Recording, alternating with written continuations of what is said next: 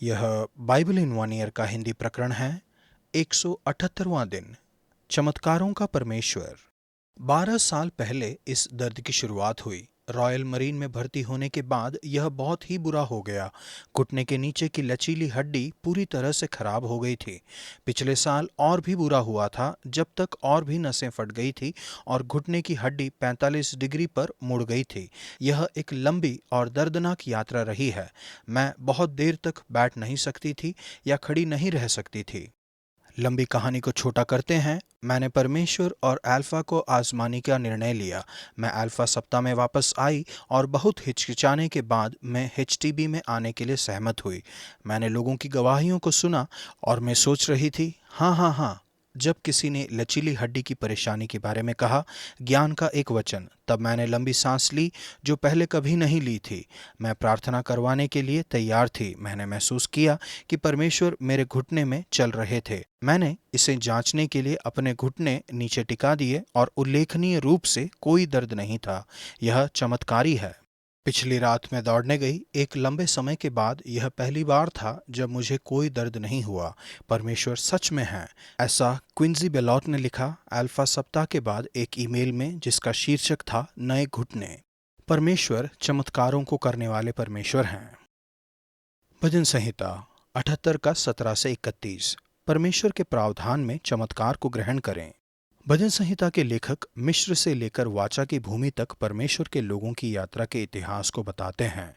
परमेश्वर के चमत्कारी प्रावधान के बावजूद वे और अधिक पाप करते रहे, विद्रोह किया और बिगड़े हुए बच्चों की तरह रोने लगे। फिर भी परमेश्वर ने उनकी सहायता की। परमेश्वर ने उनके लिए खाने को मन्ना बरसाया और उन्हें स्वर्ग का अन्न दिया। यह उस आत्मिक भोजन को बताता है जो यीशु देते हैं। इसी तरह से उसने चट्टान पर मारकर जल बहा तो दिया और धाराएं उमड़ पड़ी।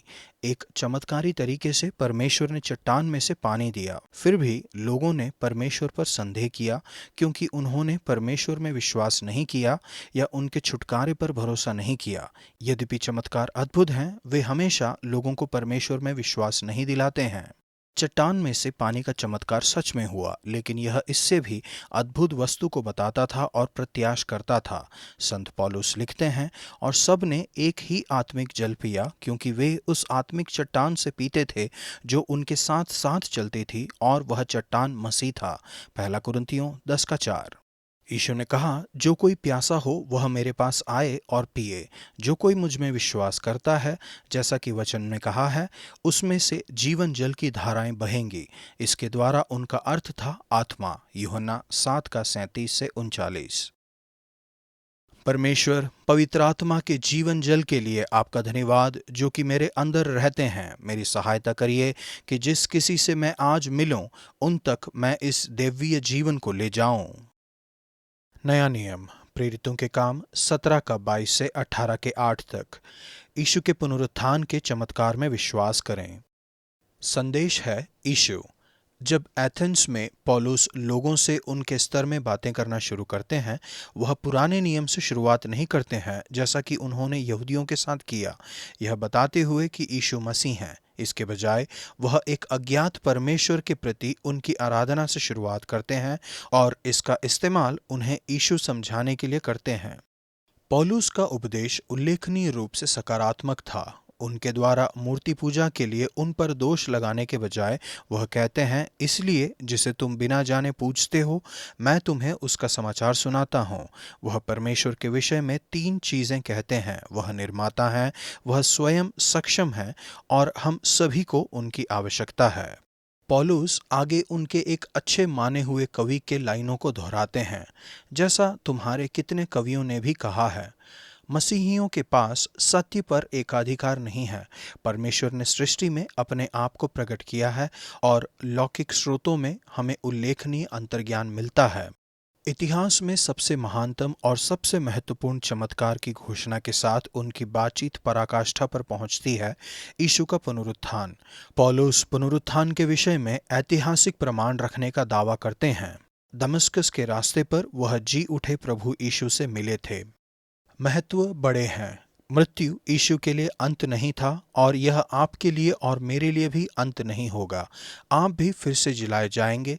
यहाँ पर पौलुस कहते हैं कि पुनरुत्थान प्रमाण है कि परमेश्वर ने एक दिन तय किया है जब वह विश्व का न्याय करेंगे उन मनुष्यों के द्वारा जिन्हें उन्होंने नियुक्त किया है। पौलुस ने लोगों को इस संदेश को उत्तर देने का अवसर दिया। यीशु और मरे हुओं के जी उठने के विषय में बातचीत को सुनने से लोगों की जो प्रतिक्रिया होती थी वही प्रतिक्रिया आज हम अनुभव करते हैं। नंबर 1, कुछ लोग हंसी उड़ाने लगे। बात सुनकर कुछ तो ठट्ठा करने लगे और कुछ ने कहा, यह बात हम तुझसे फिर कभी सुनेंगे। आश्चर्य मत करिए यदि कुछ लोगों से आपको यह प्रतिक्रिया मिलती है। नंबर 2, कुछ लोग रुचि रखते हैं। दूसरों ने कहा, यह बात हम तुझसे फिर कभी सुनेंगे। आज बहुत से लोग, जैसा कि वे पहले थे, प्रामाणिक रूप से रुचि लेते हैं, लेकिन और अधिक सुनने और मामले पर सोचने के लिए उन्हें समय की आवश्यकता है। अल्फा जैसा उद्देश्य लोगों को यह करने का एक अवसर प्रदान करता है। नंबर 3, कुछ लोगों ने विश्वास किया, परंतु कुछ मनुष्य उसके साथ मिल गए और विश्वास किया। उन्होंने तुरंत विश्वास किया। यह असामान्य है लेकिन अद्भुत है जब लोग यीशु को पहली बार ही स्वीकार कर लेते हैं जब वे उनके विषय में सुनते हैं। जब पौलुस कुरिन्थ में गए, संभवतः उन्होंने यीशु और पुनरुत्थान के इसी संदेश का प्रचार किया। उन्होंने वह हर एक शब्द के दिन आराधनालय में वाद विवाद करके यहूदियों और यूनानियों को भी समझाया था। वह उनसे नहीं कह रहे थे कि अंधा विश्वास लगाओ।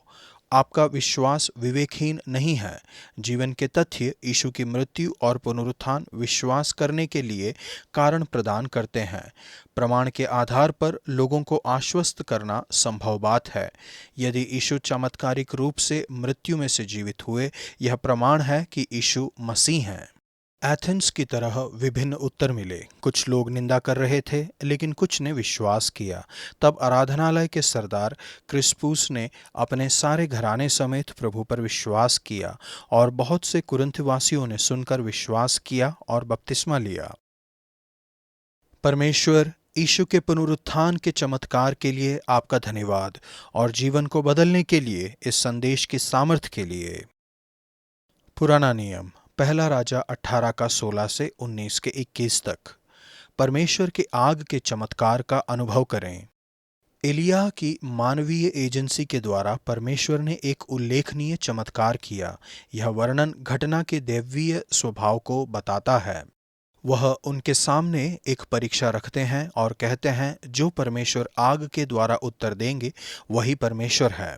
मनुष्यों के हाथों द्वारा ईश्वर की सेवा करना व्यर्थ है। वे चाहे जितना जोर से चिल्लाएं, परंतु कोई शब्द सुनाई न पड़ा और न तो किसी ने उत्तर दिया और न कान लगाया। लेकिन जब एलिय्याह ने प्रार्थना की, तब उसे चिल्लाने की आवश्यकता नहीं पड़ी, क्योंकि वह जीवित परमेश्वर से प्रार्थना कर रहे थे।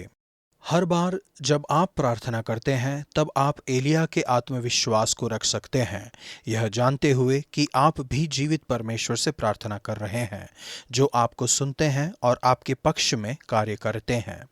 हर बार जब हम प्रार्थना करते हैं, पवित्र आत्मा हम परमेश्वर से पेंटेकोस्ट के चमत्कार को दोहराने के लिए कह रहे हैं, जब परमेश्वर की आग सभी लोगों पर आई।